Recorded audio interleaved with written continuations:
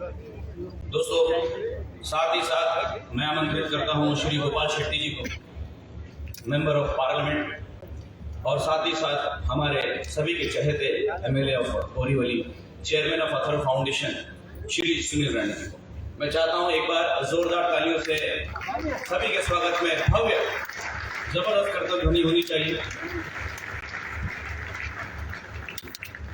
साथ ही साथ मैं यहाँ पर आमंत्रित करना चाहता हूँ colonel Jamwant Singh ji, commanding officer of 15 Assam. मैं चाहता हूँ उनके लिए भी जोरदार तालियां हो जाए। अगला नाम लेना चाहूंगा दोस्तों, दिल से आमंत्रित करते हुए फ्लाइट लेफ्टिनेंट गुरसिमरन सिंह जी को मैं आमंत्रित करना चाहूंगा, आपको भी जरा जोरदार तालियां हो जाए। Brigadier Vikrant Kulkarni ji, deputy director general NCC director of Maharashtra, जरा चाहता हूँ जोरदार तालियां हो जाए और मंच पर बुलाना चाहूंगा आपको। साथ ही नाम लेकर बुलाना चाहूंगा महावीर चक्र नायक दिगेंद्र कुमार जी, सेना मेडल, जरा जोरदार तालियां हो जाए उनके लिए। कीर्ति चक्र सूबेदार संतोष तानाजी राणे जी, जरा उनके लिए भी जोरदार तालियां हो जाए। साथ ही आवाज देना चाहूंगा Shrimati Varsha Rane ji, vice chairman of Atharva foundation. Shri Ajay Bansal ji, DCP north region, मैं चाहूंगा जोरदार तालियों से उनका स्वागत किया जाए मंच पर। श्रीमती भारती श्री कापसे जी, डिप्टी म्युनिसिपल कमिश्नर, जोरदार तालियों से स्वागत किया जाए उनका भी। एवं कर्नल सुधीर राजे जी, संयोजक अथर्व फाउंडेशन, जरा जोरदार तालियां हो जाए इनके लिए।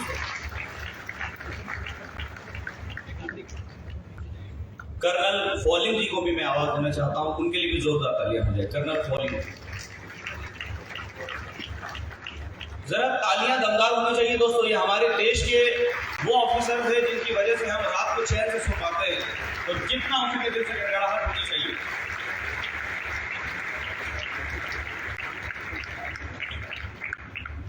आइए दोस्तों, अब आप सभी का परिचय कराते हैं अथर्व फाउंडेशन से, जिन्होंने सिर्फ बोरीवली में ये जो पहला संरक्षण प्रदर्शन ही नहीं, इसके अलावा पिछले 4 सालों में कई भारत के अन्य जगहों पर अपना हाथ बढ़ाकर अपना कार्य संपन्न किया है। चाहे देश के जवान हो या देश की बेटियां हो, सभी के लिए आगे बढ़कर कार्य करने में अथर्व फाउंडेशन कभी पीछे नहीं रहते। तो आइए उनका एक परिचय कराते हैं एवी के थ्रू, जरा जोरदार तालियां हो जाए अथर्व फाउंडेशन के। कौन दोस्तों?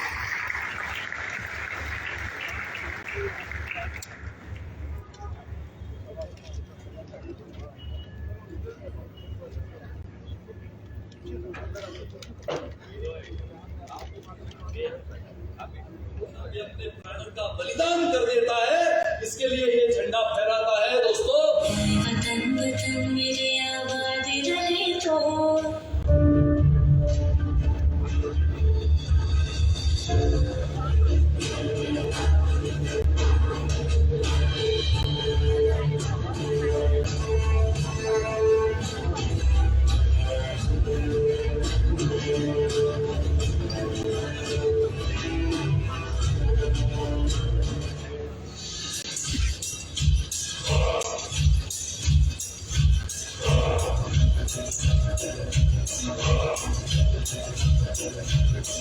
महाराष्ट्रामध्ये शहीद झाल्यानंतर सैनिकाला फक्त 8.5 लाख रुपये मिळतात। सैनिकाची व्यथा पैशाची नाही, हा सैनिक देशासाठी बलिदान करतो, अंगावर गोळे झेलतो।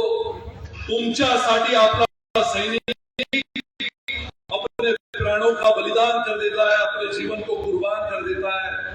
आदरणीय मुख्यमंत्री महोदयांना विनंती आहे की आमचे पूर्व सैनिक असतील, आमचे शहीद परिवार असतील, आपण आज या मंचावरून 8.5 लाखाच्या ऐवजी किमान 25 लाखाची घोषणा आमच्या शहीद परिवारासाठी करावी अशी आमची विनंती आहे।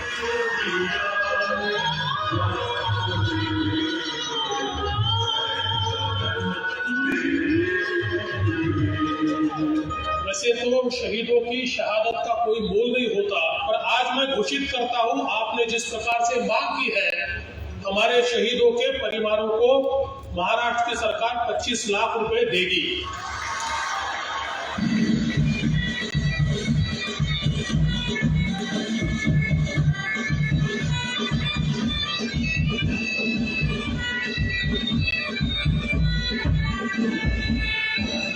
जय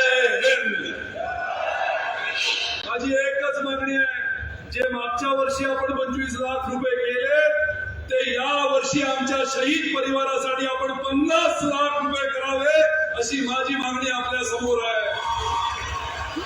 सुनील राणे जी ने यहाँ पर ये कहा कि पिछले साल हमने उसको 25 लाख किया और आज मैं निश्चित ये घोषणा करता हूँ कि हमारे शहीदों को, उनके परिवारों को अब हम 50 लाख रुपया ये महाराष्ट्र में निश्चित रूप से देंगे. भारत माता की. मुझे याद है 1999 में जब कारगिल का विजय दिवस पहली बार मनाया गया था, मुंबई शहर में यात्रा निकाली थी और उसी समय नागपुर और विदर्भ में भी एक युवक इस यात्रा को चला रहा था जोर शोर से सैनिकों के सम्मान में. तभी का युवक ये आज के हमारे मुख्यमंत्री सम्माननीय देवेंद्र जी फडणवीस है. राणे जी ने अथर्व फाउंडेशन के माध्यम से जो हमारे शहीद सैनिक हैं उनके परिवारों को जो हम लोग मदद करते हैं, महाराष्ट्र में पहले केवल 5 लाख मिलते थे, मैं आया तुरंत 8 लाख किए, उसके बाद हमने 25 लाख किए, फिर 50 लाख किए, फिर 1 करोड़ किए. मैं आपको बहुत ही स्पष्ट रूप से कहना चाहता हूँ कि ये करने की प्रेरणा अगर मुझे कहीं मिली तो सुनील राणे जी से कार्यक्रम होगा.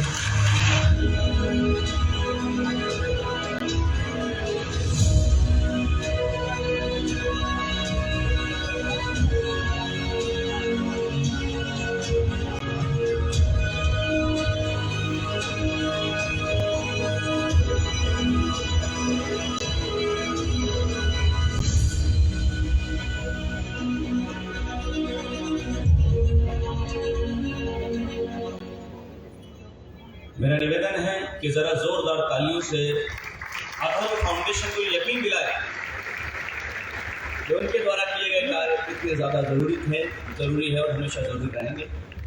क्योंकि किसी लीडर का ये कहना कि सैनिक के परिवारों के लिए इतनी धनराशि दी जाए, ये बात तो कहने के लिए बड़ी आसान है, लेकिन उसे मनवाना बहुत कठिन है. और ये सुनील राणे जी ने करके बताया है दोस्तों. इसलिए सुनील राणे जी के लिए जरा जोरदार तालियां हो जाए.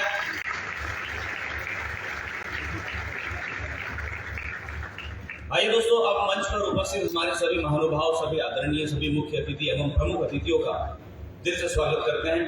और सर्वप्रथम मंच पर उपस्थित हमारे मुख्य अतिथि में सर्वप्रथम मैं चाहता हूं कि सुनील राणे जी आप आगे बढ़ें और हमारे आज के मुख्य अतिथि chief guest honourable governor Shri Ramesh Bais ji का अभिनंदन और स्वागत करें. जरा जोरदार तालियां हो.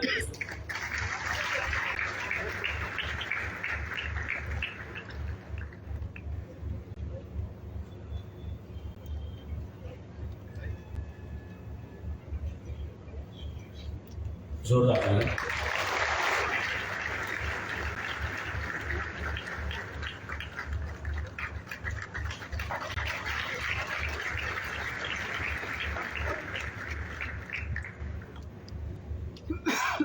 मैं अब दोबारा से निवेदन करना चाहूंगा सुनील राणे जी से कि मंच पर उपस्थित हमारे सभी के चहेते member of parliament Shri Gopal Shetty ji का स्वागत और अभिनंदन किया जाए. जरा जोरदार गड़गड़ाती हुई तालियां होनी चाहिए गोपाल सर के लिए.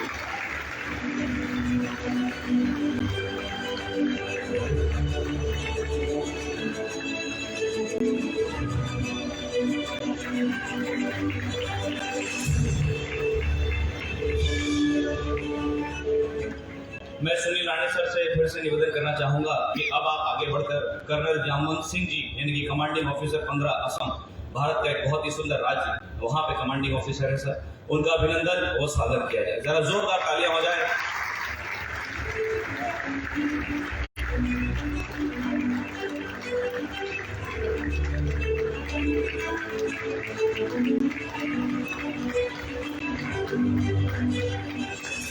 मेरा अगला निवेदन रहेगा श्री डॉक्टर प्रवीण निमाड़े जी से कि आप आगे बढ़ें और ब्रिगेडियर वसंत पाटिल जी का सम्मान का अभिवादन करें. जरा जोरदार तालियां हो जाए ब्रिगेडियर वसंत पाटिल जी के.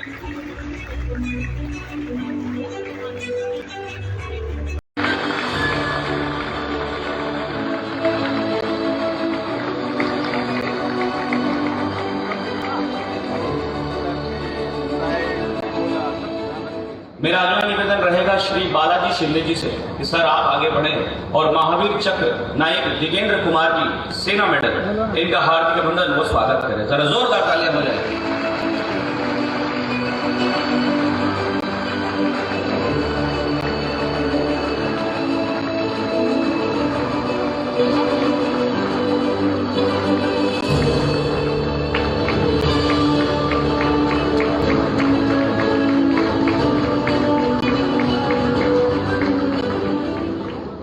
अब मेरा अगला निवेदन रहेगा डॉक्टर प्रवीण निमाड़ा जी से कि आप आगे बढ़ें और यहाँ पर उपस्थित कर्नल सुनील राजे जी का यहाँ पर उपस्थित कर्नल क्षमा कीजिएगा परमवीर चक्र से कीर्ति चक्र से सम्मानित सूबेदार संतोष बालाजी राजे जी का अभिनंदन और स्वागत करें। जरा जोरदार तालियां हो जाए।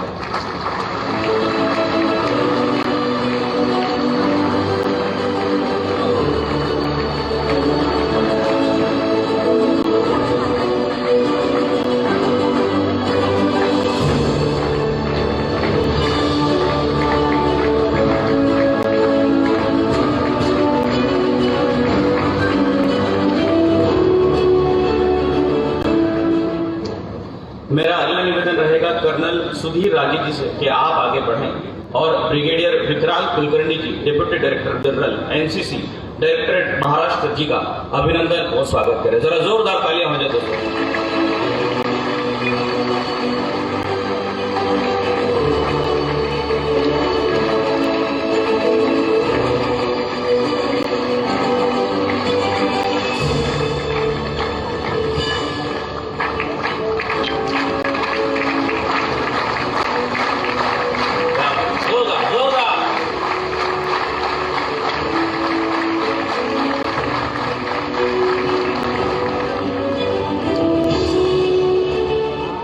मैं फिर से निवेदन करना चाहूंगा कर्नल सुधीर राजे जी से कि आप आगे बढ़ें और श्री अजय बंसल जी का अभिनंदन और स्वागत करें। जरा जोरदार तालियां।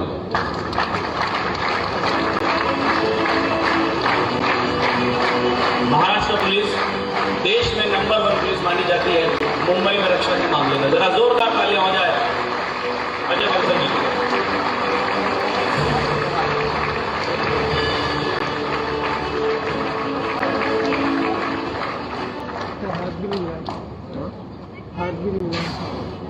मेरा अगला निवेदन रहेगा श्रीमती वर्षा रानी मैडम से। आपसे निवेदन करता हूं कि आप आगे बढ़ें और Shrimati Bhagyashree Kapse madam deputy municipal commissioner आपका अभिनंदन और स्वागत करें। जरा जोरदार तालियां हो जाए।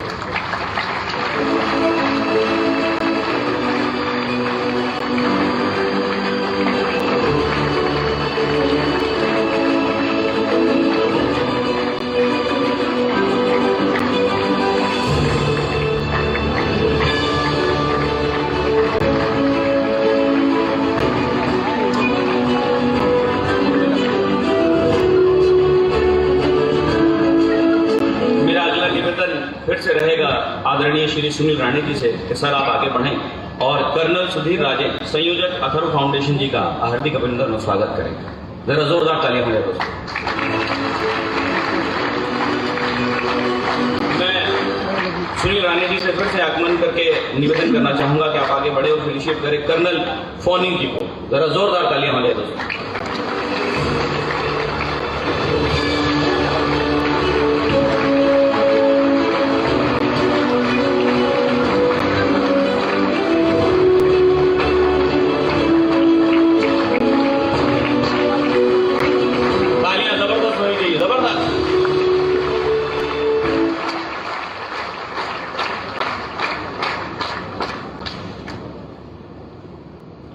मैं सुधीर राजे सर से निवेदन करना चाहूंगा कि आप आगे बढ़ें और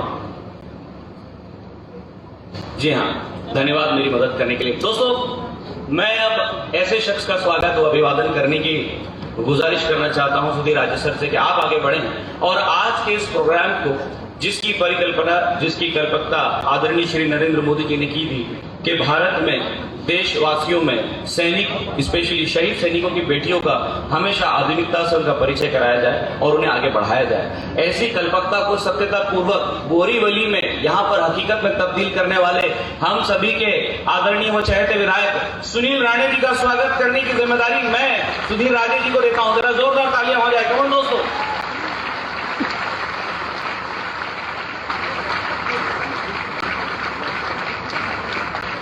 जरा एक बार और जोरदार तालियां होनी चाहिए सुनील राणा जी के लिए दोस्तों।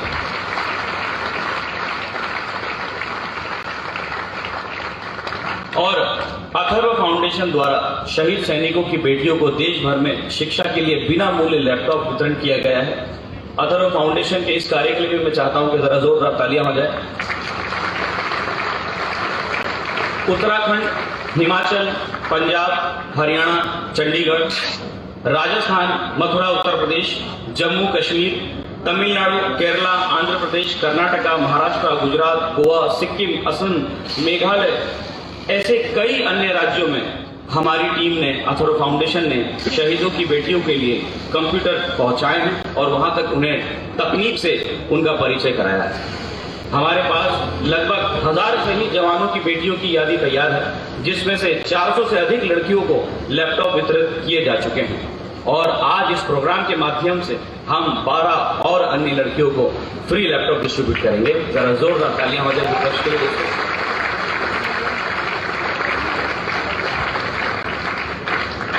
तो इन 12 परियों में सबसे पहली परी जो देश की उभरती हुई सितारा होंगी और इस लैपटॉप का फायदा उठाकर अपने करियर को आगे बढ़ाएंगी। आइए दोस्तों मिलकर आवाज देते हैं सतारा की मिस तान्या, पुत्री ऑफ शहीद सिपाही सुनील विठल सूर्यवंशी जी, जिन्होंने सियाचिन की बर्फीली चट्टानों में 2016 में भारी हिमस्खलन के कारण अपनी जान गंवा दी। वे 19 मद्रास रेजिमेंट के स्टेशन थे। जरा उनके लिए जोरदार तालियां हो जाए। सतारा की मिस तान्या।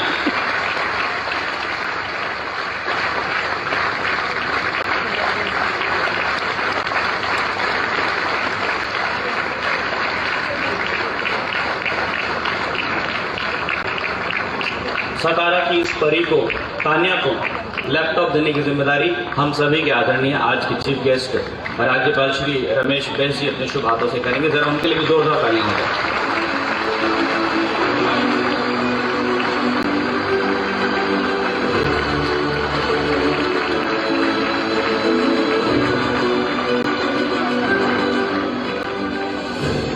अगला नाम लेना चाहूंगा नासिक की मिस तनुजा, जो पुत्री है शहीद सिपाही शरद प्रहलाद पगार की, जो कि जम्मू कश्मीर के 2005 के ऑपरेशन रक्षक में बैटल कैजुअलिटी से शहीद हुए थे। जरा जोरदार तालियों का स्वागत करें मिस तनुजा फ्रॉम नासिक। और सभी को लैपटॉप वितरित करने की जिम्मेदारी अपने शुभ हाथों से लिए हमारे राज्यपाल श्री रमेश बैस जी ने।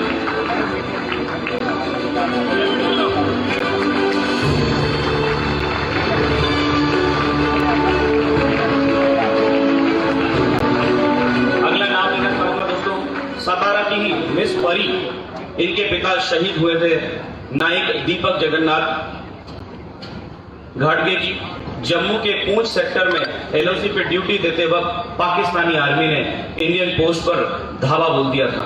2000 की इस ओपन फायर में पाकिस्तानी फोर्सेस से हीरो की तरह लड़ते हुए हमारे जवान का एनकाउंटर हुआ। जरा इस शहीद के लिए जोरदार तालियां हो जाए, उनके परिवार के लिए जोरदार तालियां हो जाए और आवाज देकर बुलाया जाए सतारा की मिस परी को।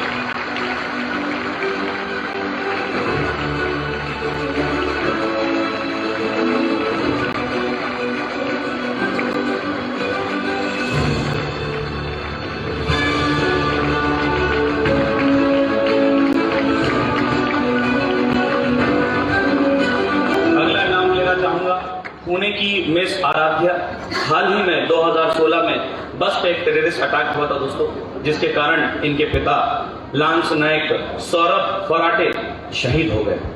जरा उनके लिए भी तालियां हो जाए और उनकी बेटी का जोरदार तालियों से स्वागत किया जाए।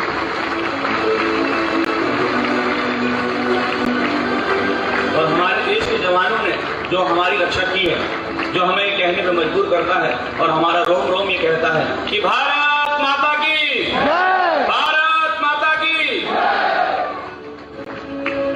अगला नाम लेना चाहूंगा मिस श्वेता।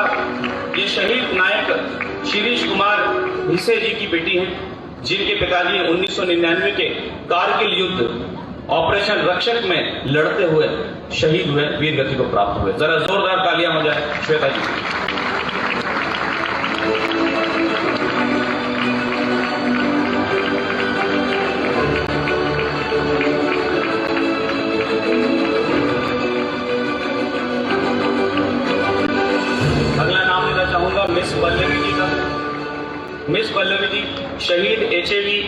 हम्बी राव चौधरी जी की बेटी है। 2010 के ऑपरेशन रक्षक में ही हम्बी राव एक बॉम्ब ब्लास्ट में शहीद हुए थे। टेररिस्ट ने एक आईईडी ब्लास्ट प्लान किया था। जरा जोरदार तालियां हो जाए मिस पल्लवी जी के लिए।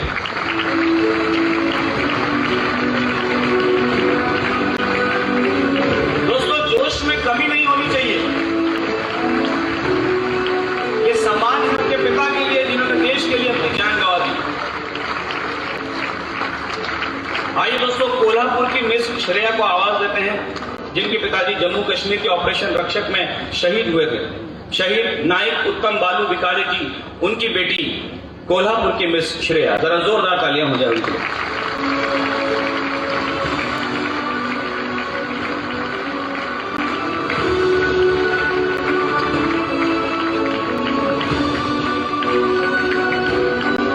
फिर से बोलेंगे, भारत माता की वंदे। अगली आवाज देना चाहूंगा मैं मिस तनिष्का को। नासिक की रहवासी शहीद जितेंद्र पाटिल जी की बेटी हैं, जिनके पिताजी जम्मू कश्मीर में ऑन ड्यूटी पे ब्रेन हेमरेज की वजह से शहीद हुए थे। जरा जोरदार तालियां हो जाए।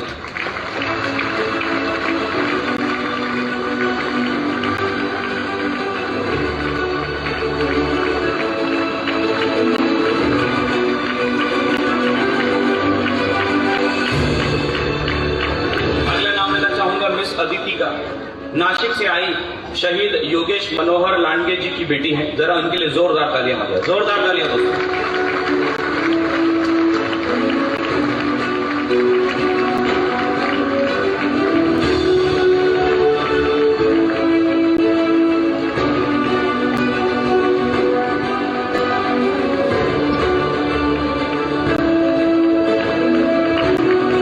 एक बार फिर से दोस्तों, भारत माता की। बड़े ही गौरव का पल है ये कि शहीदों की बेटियों का सम्मान किया जा रहा है। अगला नाम लेना चाहता हूं दोस्तों, मिस अनुष्का। ये बेटी है शहीद सिपाही ध्यानेश्वर रामदास खैरमार जी की, जिनकी सिक्किम में ऑन ड्यूटी पोस्टिंग के वक्त हार्ट अटैक आने से शहीद हो गए हैं, वीर गति को प्राप्त हुए हैं। जरा मैं चाहता हूं कि जोरदार तालियों से, तालियां कम नहीं पड़नी चाहिए।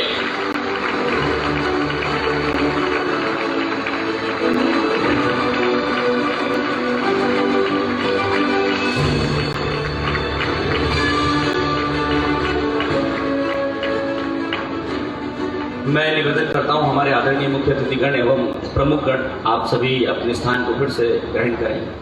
और जितने भी शहीद परिवार से आए हुए सभी हमारे आमंत्रित मेहमानगण हैं, उनकी बेटियां हैं, मैं चाहता हूं उनके लिए मिलकर पूरा सदन जरा गड़गड़ाती हुई तालियों से बताएं कि कितना गौरवान्वित महसूस कर रहे हैं आज ये कार्यकर्ता हम लोग।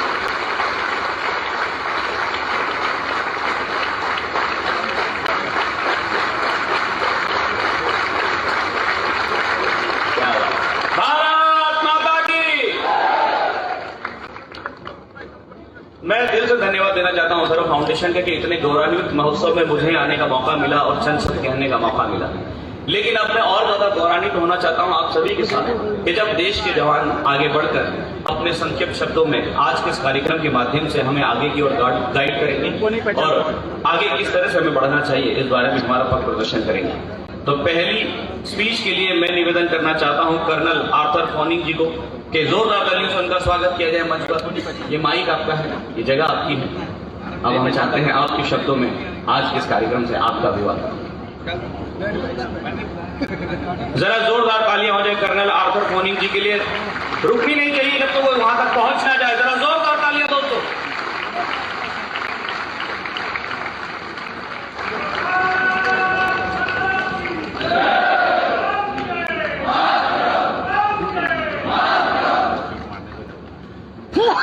सर्वप्रथम आप सभी को गुड मॉर्निंग। अथर्व फाउंडेशन और हेडक्वार्टर्स महाराष्ट्र, गुजरात और गोवा एरिया, जिसको मैं रिप्रेजेंट कर रहा हूँ, हमारा कई सालों से अच्छा संबंध बना रहा है। इसी प्रकार से इस साल जब इन्होंने हमारे साथ प्रस्ताव ये रखा कि एग्जीबिशन होना चाहिए ताकि जो सिविलियंस और जो आर्मी के बीच में जो एक पर्दा सा बना रहता है उसको थोड़ा सा हटाने के लिए, ताकि आप लोगों को, आम जनता को भी पता लगे थोड़ा सा फौज के बारे में कि हम लोग करते क्या हैं, क्या क्या इक्विपमेंट होता है, कैसे हम कार्रवाई करते हैं।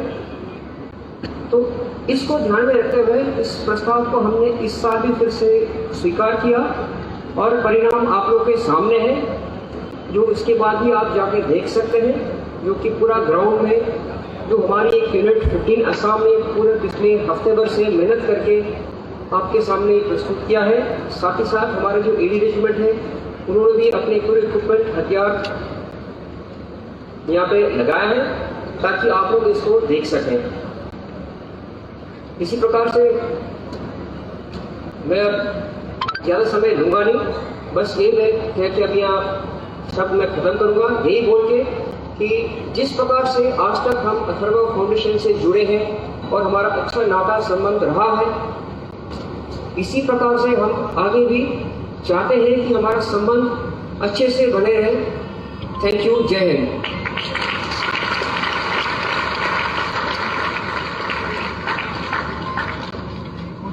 मैं अब धन्यवाद देना चाहता हूं कर्नल आर्थर फोनी जी को, और मैं चाहता हूं कि सभी लोग मिलके दिल से तालियों से उनका धन्यवाद दें। जरा जोरदार तालियां हो। मेरा अगला निवेदन रहेगा दोस्तों हम सभी के चहेते member of parliament Shri Gopal Shetty ji से कि सर आप आगे बढ़ें और संक्षिप्त में हमारा अभिवादन करें और हमें गाइड करें। जरा जोरदार तालियां हो जाए।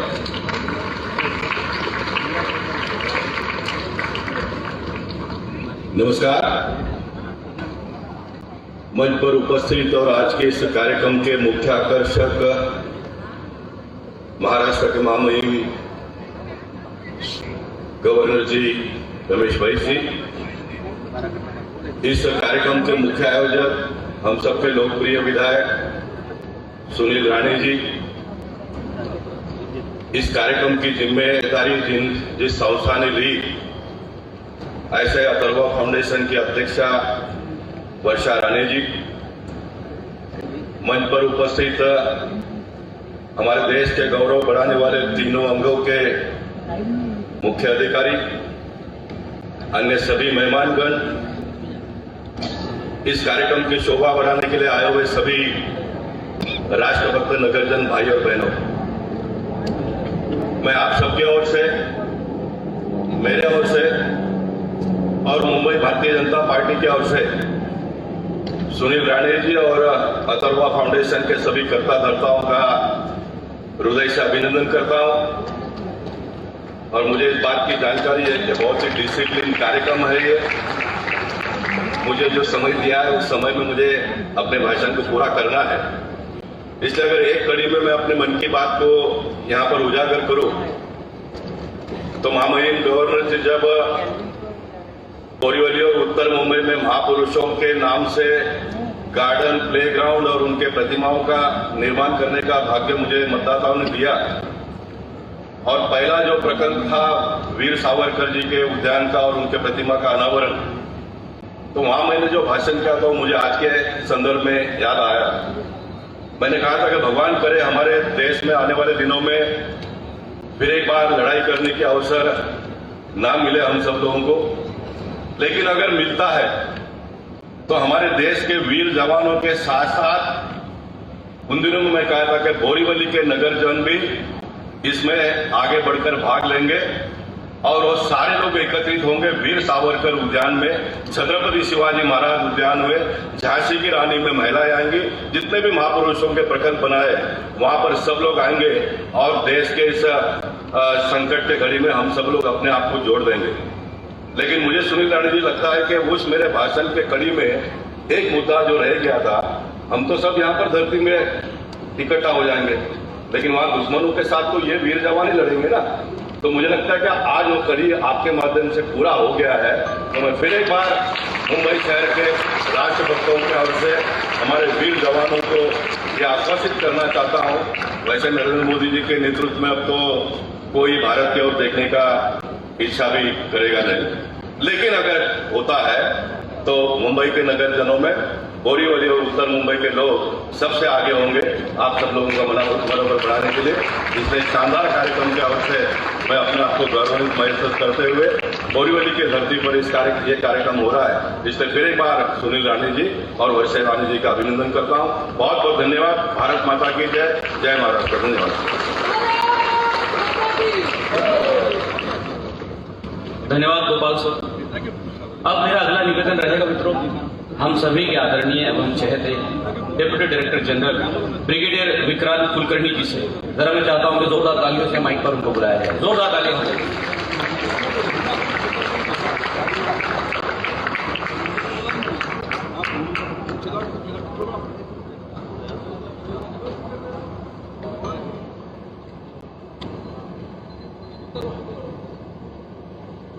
मंच पर उपस्थित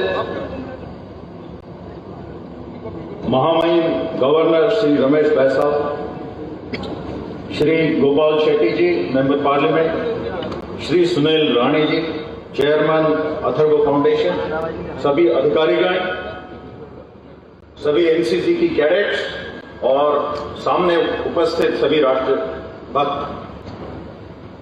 मैं सिर्फ दो मुद्दे यहां पे बताना चाहता हूं। लड़ाई सदियों से होती रही है, लड़ाई का स्वरूप समय समय पर बदली होते गया है।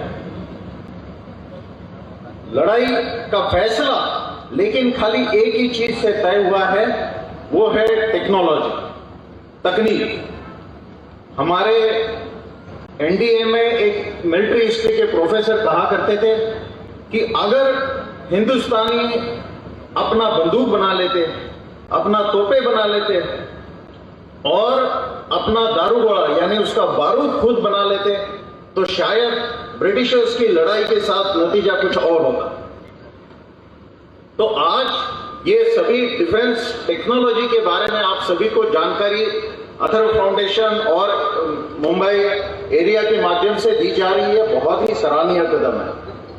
दूसरी एक बात है कि लड़ाई खाली सेना बॉर्डर पे नहीं लड़ती है, लड़ाई एक देश दूसरे देश के खिलाफ लड़ता है और उसमें हर एक नागरिक का सहयोग उसमें बहुत ही अहमियत है। और आप सभी ने यहाँ उपस्थित रहकर अपना राष्ट्रभक्ति का परिचय देते हुए उस कार्यक्रम को आगे बढ़ाया। ये अथर्व फाउंडेशन ने हमारे जो शहीद हैं उनको जो सम्मान दिया है, उनको जो पहचान दिया है, ये बहुत ही अच्छा और सराहनीय कदम है और उनको याद दिलाता है कि शहीदों को हम भूल नहीं रहे। और मुझे पूरा यकीन है कि इसी अच्छे कार्यक्रम को, इसी अच्छे पहचान को ये आगे वाले समय में भी इकट्ठा आर्मी और अथर्व फाउंडेशन इसको आगे बढ़ाते रहेंगे और आप सभी को नए नए तकनीक का पहचान देते रहेंगे। बहुत बहुत धन्यवाद। धन्यवाद विक्रांत सर। आपके बाद मैं आवाज देना चाहता हूं हम सभी के आदरणीय एवं सम्माननीय विधायक और Borivali chairman of Atharva foundation, जाने माने शिक्षाविद और सामाजिक कार्यकर्ता यानी कि श्री सुनील राणे जी, जरा जोरदार तालियां हो जाए।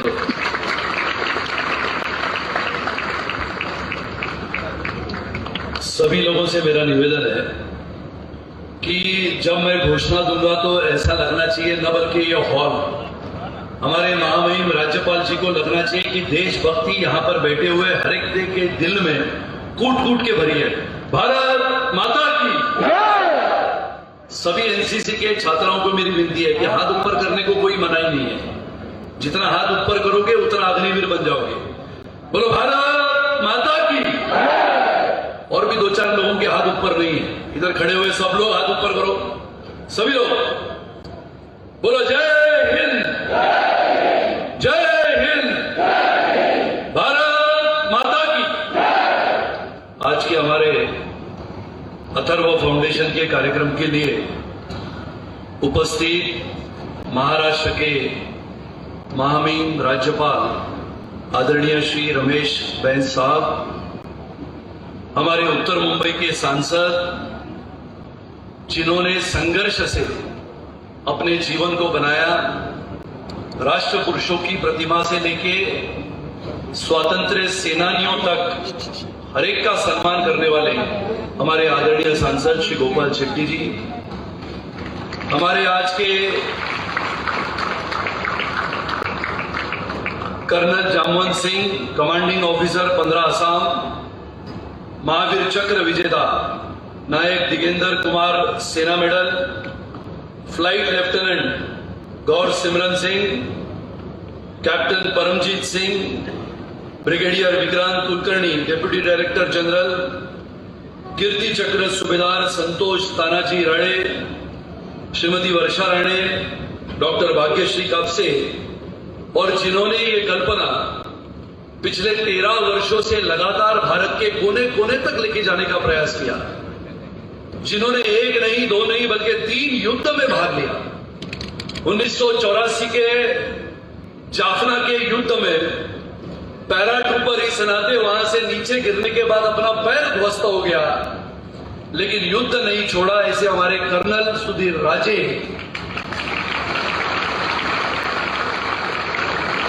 Colonel fawning sir, Shri Ajay Bansal जी और मंच पर विराजमान सभी महानुभाव और आज के इस कार्यक्रम के लिए आए हुए सभी भारत के देशभक्त नागरिक भाइयों और बहनों, वैसे तो मैं लगातार देख रहा था सम्माननीय हमारे महामहिम राज्यपाल जी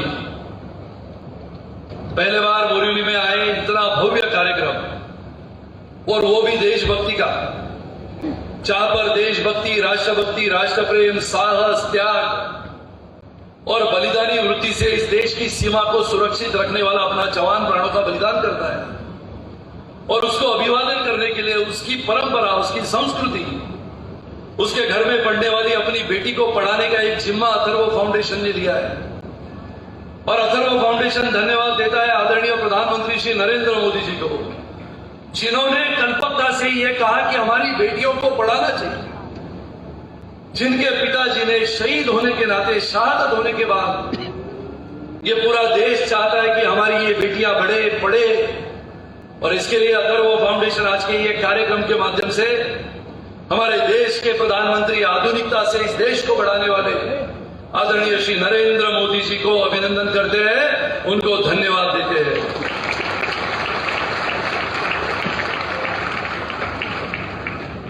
और मैं धन्यवाद देता हूं हमारे आदरणीय राज्यपाल महोदय जी को।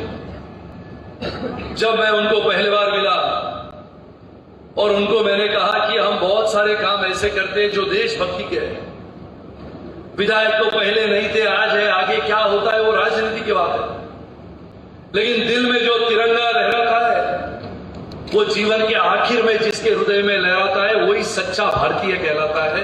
और इसके लिए मैंने उनको निवेदन किया कि सर आप ऐसे कार्यक्रम में आए जिन्हें हमें भी लगता है कि आज की नौजवान पीढ़ी, आज की आधुनिक पीढ़ी आने वाले समय के भारत को कंधों पे उठाते हुए चलना चाहिए।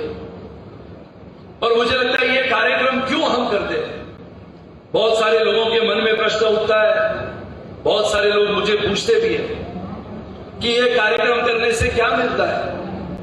जो लोग ये प्रश्न पूछते हैं उनको मैं पूछता हूं कि आप कभी आईने में खड़े रहते हुए देखो कि चारों बाजू से अगर गोलीबारी होती है, आतंकवादी हमला होता है, तो आपका बैंक बैलेंस काम में नहीं आता है। आपको काम आता है तो जाबाज सैनिक जो अपने प्राणों का बलिदान करते हुए आपकी सुरक्षा करता है। और इसके लिए ये सैनिक, चाहे वो थल सेना का हो, जल सेना का हो, वायु सेना का हो, चाहे वो छत्तीसगढ़ के नक्सलियों के साथ लड़ने वाला हमारा जाबाज ब्लैक कैट का कमांडो हो, हमारे छत्तीसगढ़ के पूर्व सांसद गांधी जी यहां पर बैठे, उन्हें पता है कि बक्सर में क्या होता है।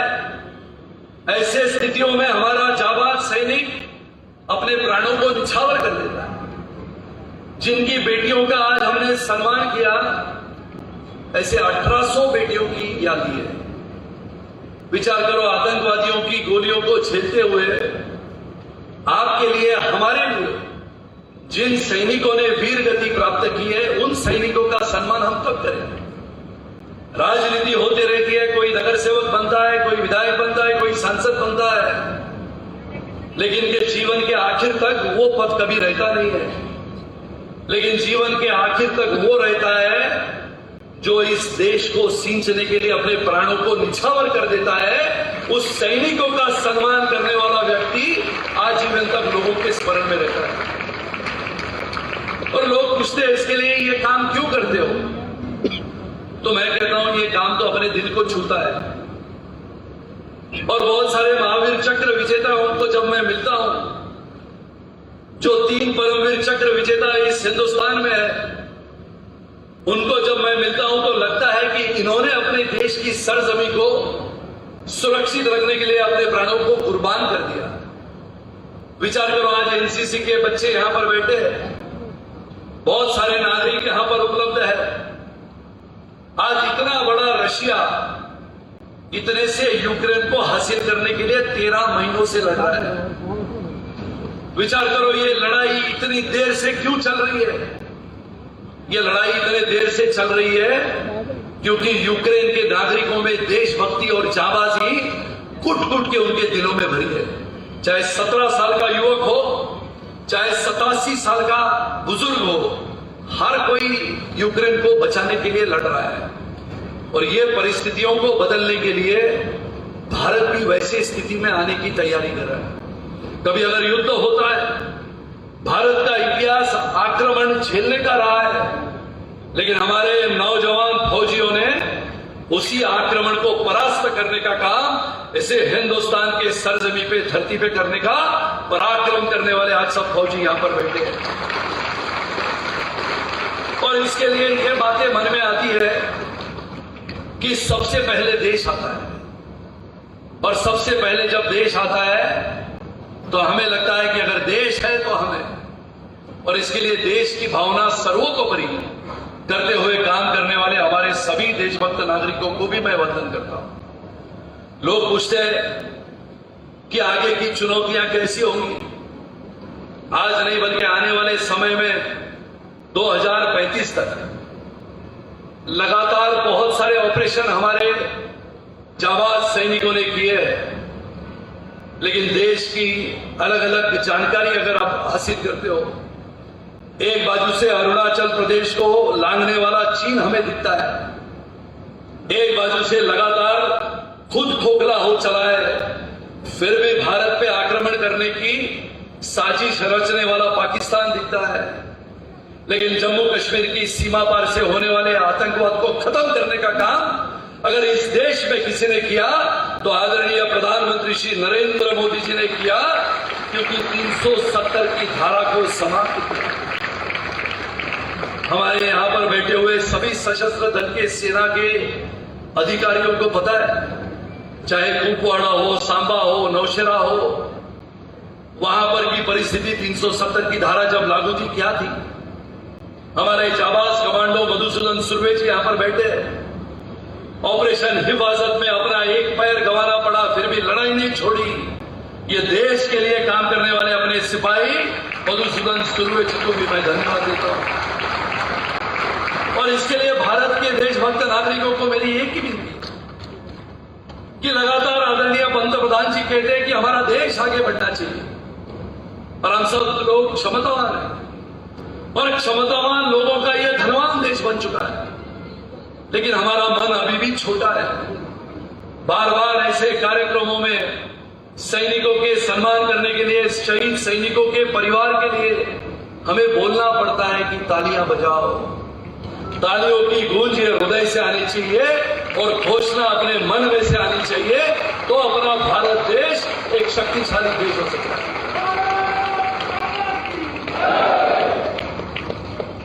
आज के हमारे इस कार्यक्रम का उद्देश्य क्या होता है? मैंने राज्यपाल महोदय जी से कहा था कि हमारे पिछले कार्यक्रम में हमारे आसाम के राज्यपाल तभी के सम्माननीय जगदीश जी आए थे, और उन्होंने कहा था कि आसाम की परिस्थितियां ऐसी बदलती है कि हमारा आसाम रेजिमेंट हो, आसाम राइफल हो, हर कोई हमारा जो सैनिक आता है वो सैनिक बलिदानी वृत्ति से आता है। उन्होंने एक बात बहुत ही गंभीरता से कही कि इस देश का असली हीरो कौन है? तो मैंने पूछा असली हीरो कौन है? तो उन्होंने कहा असली हीरो इस देश का अगर कोई है तो ये जाबाज सेनानी जो यहां पर बैठे हैं वो ये देश के असली हीरो है। तो हमने अथर्व फाउंडेशन इस नाते क्या क्या किया? तो अरुणाचल प्रदेश से लेके आसाम तक, आसाम से लेके सिक्किम तक, मणिपुर, मिजोरम, मेघालय, नागालैंड तक हमने एक एक एम्बुलेंस हमारे जिला सैनिक बोर्ड को दी है। आज मैं घोषणा करता हूं हमारे सभी मित्रों के माध्यम से, चाहे वो स्नेहल शाह हो, कुणाल दोषी हो और अथर्व फाउंडेशन हो, आने वाले 1 महीनों में हम 2 एम्बुलेंस और अरुणाचल प्रदेश और आसाम के हमारे जिला सैनिक बोर्ड को दे रहे हैं।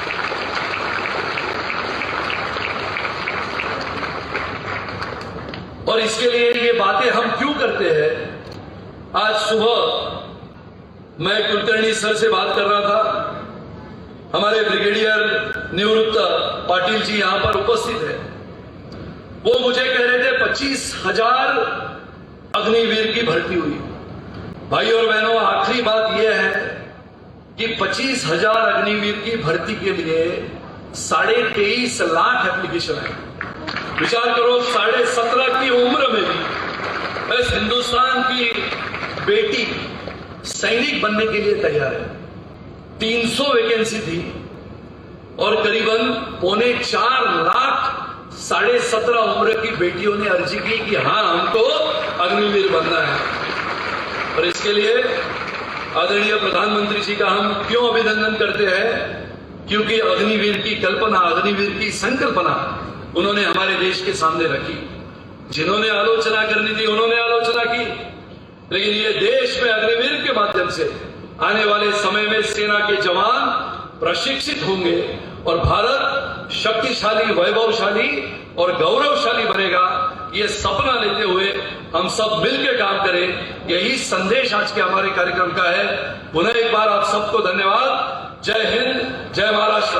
भारत माता की, भारत माता की जय हिंद, भारत माता की।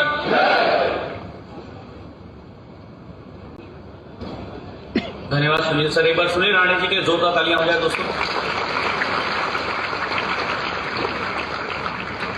अब यहाँ पर उपस्थित हमारे आज के सेंटर ऑफ अट्रैक्शन, हमारे मुख्य अतिथि ऑनरेबल गवर्नर श्री रमेश बैस जी से मैं आग्रह करना चाहता हूँ कि आप मुंबई का सर्वप्रथम डिफेंस एग्जीबिशन 1 फॉर ऑल और ऑल फॉर 1 के इस इनॉग्रेशन पर यहाँ उपस्थित हुए, यह हमारी खुशकिस्मती है।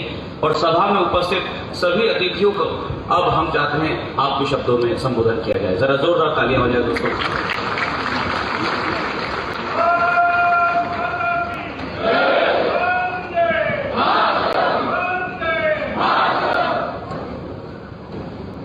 अथर्व फाउंडेशन द्वारा 2 दिवसीय रक्षा प्रदर्शनी के आयोजन में उपस्थित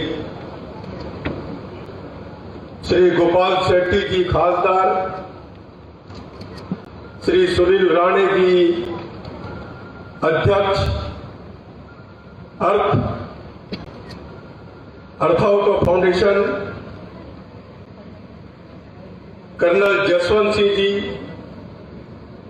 कर्नल अथर्व रोनीस, कैप्टन गौर सिमरन सिंह जी, कैप्टन परमजीत सिंह जी, ब्रिगेडियर विक्रम कुलकर्णी, कीर्ति चक्र, सूबेदार संतोष तानाजी रले, श्रीमती वर्षा राणे, श्रीमती भाग्यश्री कापसे, अजय बसंत, कर्नल सुधीर राजे, कन्वेयर अर्थ फाउंडेशन, सैन्य दल के अधिकारी और जवान, वार वेटरन्स, सैन्य दलों के सेवानिवृत्त अधिकारी और जवान, मेरे देश प्रेमी भाइयों और बहनों, अथर्व फाउंडेशन के अध्यक्ष बोरीवली विधायक श्री सुनील राणे जी की परिकल्पना से आयोजित इस 2 दिवसीय रक्षा प्रदर्शनी का उद्घाटन करने के आपके बीच आकर अत्यंत आनंद हुआ। हमारे सशस्त्र सैन्य दल देश की आन बान और शान है। उन्हीं के कारण हम चैन से जीते, खाते, काम करते, उन्नति करते, समृद्ध होते और चैन की नींद सोते। यहाँ पर भारतीय सशस्त्र बल द्वारा अत्याधुनिक रक्षा उपकरणों को 2 दिवसीय प्रदर्शनी लगाकर तथा सशस्त्र बलों में उपलब्ध रोजगार के अवसरों की जानकारी देने की व्यवस्था करने के लिए मैं सेना दलों के सभी वरिष्ठ अधिकारियों का हार्दिक अभिनंदन करता हूं। हमारे वीर जवान सैनिकों के पराक्रम की कई अनकही गाथाएं ऑडियो विजुअल माध्यम से कथन करने की सुविधा उपलब्ध कराने के लिए, उनके व्याख्यानों का आयोजन करने के लिए और विशेषकर शहीद सैनिकों के परिवारजनों को सम्मानित करने के लिए मैं अथर फाउंडेशन का हार्दिक अभिनंदन करता हूं। आज जिन वीर जवानों की बेटियों को लैपटॉप दिए गए उनका भी मैं हार्दिक अभिनंदन करता हूं। हमारे लोकप्रिय प्रधानमंत्री नरेंद्र मोदी जी की सरकार देश की आंतरिक व बाह्य सुरक्षा के प्रति सजग है और वह आतंक के खिलाफ जीरो टॉलरेंस की नीति पर काम कर रही है। एक समय था जब देश में कहीं न कहीं आतंकी हमलों व धमाकों की खबर आती रहती थी। आज वह चित्र पूरी तरह बदल चुका है। रक्षा से लेकर अंतरिक्ष तक व खेलों की दुनिया में भी भारत का अद्भुत विकास हो रहा है। भारत को अनेक वर्षों तक दुनिया के रक्षा उपकरणों के सबसे बड़े आयातक देश के तौर पर जाना जाता था। आज श्री नरेंद्र मोदी जी के नेतृत्व में भारत रक्षा उपकरणों के निर्यात के मामले में दुनिया में शीर्ष 25 देशों की सूची में सम्मिलित हो गया है। हम रक्षा उपकरणों के मामले में आत्मनिर्भरता की ओर अग्रसर हो रहे हैं। केंद्र सरकार ने अगस्त 2020 में आत्मनिर्भर भारत योजना के अंतर्गत 101 रक्षा उपकरणों के आयात पर रोक लगा दी थी। 2009 रक्षा उपकरणों के आयात को समयबद्ध तरीके से खत्म करने का निर्णय लिया है। इसके साथ ही 2022-23 के बजट में रक्षा बजट पर खर्च की जाने वाली कुल राशि का 68% भाग देश में ही उत्पादित रक्षा उपकरणों पर खर्च किए जाने की व्यवस्था की गई है। इसके साथ ही मोदी सरकार ने कई डिफेंस कॉरिडोर को बढ़ावा दिया है। प्रधानमंत्री नरेंद्र मोदी जी ने अपनी कार्यशैली और आम जन से जुड़ने की कला से देशवासियों का दिल जीतने में अद्भुत सफलता हासिल की है। प्रधानमंत्री जी अपने प्रत्येक संबोधन में देश की हर छोटी बड़ी सफलता का श्रेय 130 करोड़ भारतीयों को देते हैं। प्रधानमंत्री के नेतृत्व में आज देश और समाज के जीवन का कोई भी क्षेत्र ऐसा नहीं है जहां विकास की गति को बल न मिला हो। कोरोना काल में हमारे देश ने अनेक देशों को कोरोना वैक्सीन की खुराक मुफ्त में दी। आज यूक्रेन संकट हो या फिर अफगानिस्तान में तालिबान की वापसी, हर जगह भारत की विदेश नीति की कुशल छाप दुनिया में देखी जा रही है। आज दुनिया में भारत की पहचान मांगने वालों में नहीं अपितु देने वालों में बन रही है। प्रधानमंत्री व उनकी सरकार का हर छोटा से छोटा निर्णय देश के गरीबों, किसानों व युवाओं के लिए समर्पित है। अगले 2 महीने में भारत की जनसंख्या चीन से आगे हो जाएगी। भारत विश्व का सबसे अधिक जनसंख्या वाला देश हो जाएगा। हमें कौशल विकास पर ध्यान देना होगा और इस दिशा में अल्फा फाउंडेशन अपने प्रयास बढ़ाएगा, इसी की अपेक्षा करता हूं। हमारे देश में अगर किसी चीज की जरूरत है तो वह अनुशासन की है। देश सेवा करने के लिए सबको हमारा आर्मी ज्वाइन करने की आवश्यकता नहीं। हमारा घर, सोसाइटी, मोहल्ला, काम करने की जगह साफ सुथरी रखना बिजली पानी का क्षय रोकना, यह भी तो देश सेवा है। अभी अग्निवीर के बारे में बता रहे थे राणा जी, और जैसी सरकार ने घोषणा किया था ना अग्निवीर की हम नियुक्ति करेंगे, देश के कुछ हिस्से में जो आंदोलन हुए, अगर वो आंदोलन सही होता तो अग्निवीर भर्ती के लिए जो आवेदन आए, जो सिलेक्शन हुए, क्या इतना हो पाता? जो देश को आगे बढ़ने के लिए रोकते हैं, इसके लिए हमको संभलना होगा। हर व्यक्ति के, हर बच्चे के मन में भावना आनी चाहिए देशभक्ति की। एक बार एक किस्सा है कि सुभाष चंद्र बोस जी सेना गठन करने के लिए जब जापान गए, वहां उनको एक फैक्ट्री दिखाने ले गए। सुभाष चंद्र बोस जी पूरी फैक्ट्री की परिक्रमा करके जब बैठे तो उन्होंने पूछा कि मैं यहां पर आया और जितने यहां पर कर्मचारी हैं, एक भी कर्मचारी अपने काम से रुक कर कोई मेरे तरफ देखे क्यों नहीं? जापान के जब जिसके साथ बैठे थे, उन्होंने कहा कि हमारे देश में हर बच्चे के प्रति देशभक्ति की भावना है। आप यहां पर दौरा करने आए हैं, आप घूम रहे हैं, और आपके कारण अगर वो बच्चे कर्मचारी आपकी तरफ देखकर खड़ा हो जाते तो देश का समय का कितना बर्बाद हो जाता। एक एक मिनट का वो हिसाब रखते हैं, लेकिन हमारे देश में युवक बैठकर घंटों गप मार लेते हैं। सुना दिमाग शैतान का बोलते हैं। अगर वो हमारे युवा को हम अपने काम में नहीं लगाएं, देशभक्ति की भावना उनके बीच में न जगाएं, और ये अग्निवीर की जो कथा है, परिकल्पना है कि ऐसे नौजवान जिसको अब नौकरी नहीं मिली हो, उन्हें अग्निवीर के माध्यम से देशभक्ति की भावना जगाकर देश सेवा के लिए प्रेरित किया जाए। और निश्चित रूप से ये प्रयास हमेशा आगे बढ़ता रहेगा।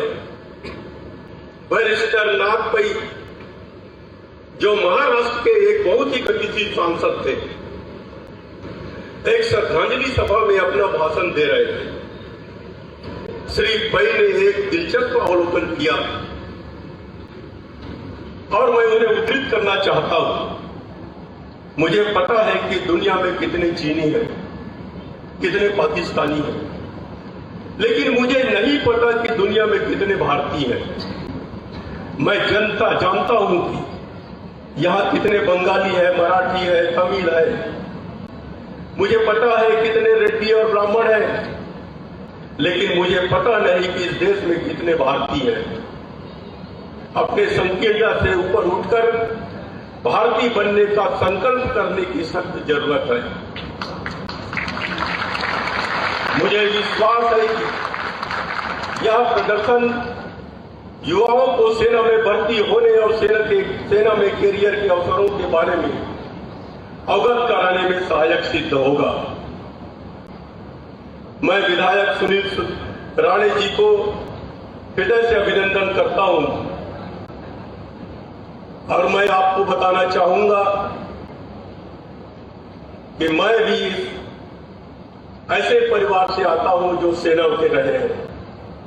मेरा कजिन ब्रदर मेडिकल डॉक्टर होते हुए मेडिकल कोर में कर्नल के रूप में रिटायर हुए।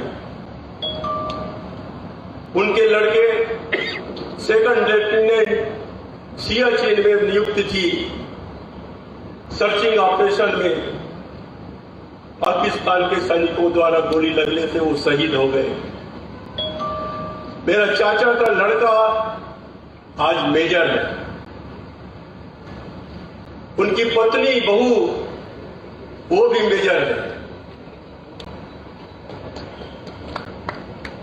ऐसे परिवार से आने के कारण मैं सेना को अच्छी तरह से समझता हूं और जब भी सेना की बात आती है तो मैं सबसे पहले सहयोग करने के लिए आगे आता हूं।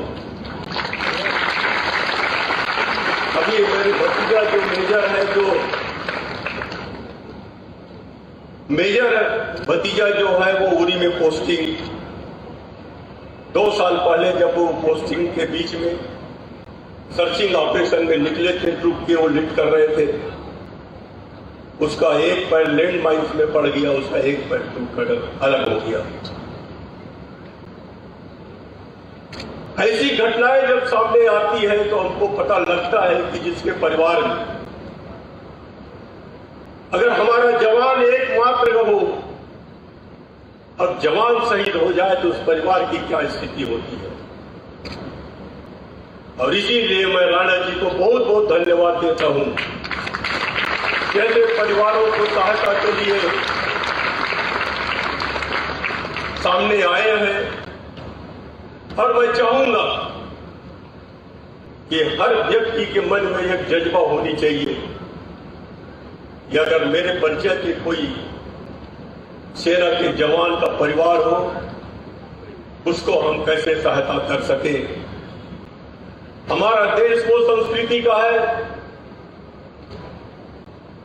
जो पड़ोसी अगर भूखा सोता हो तो खुद भी खाना नहीं खाते थे, पहले पड़ोसी को पूछते थे कि खाना खाए तो नहीं खाए।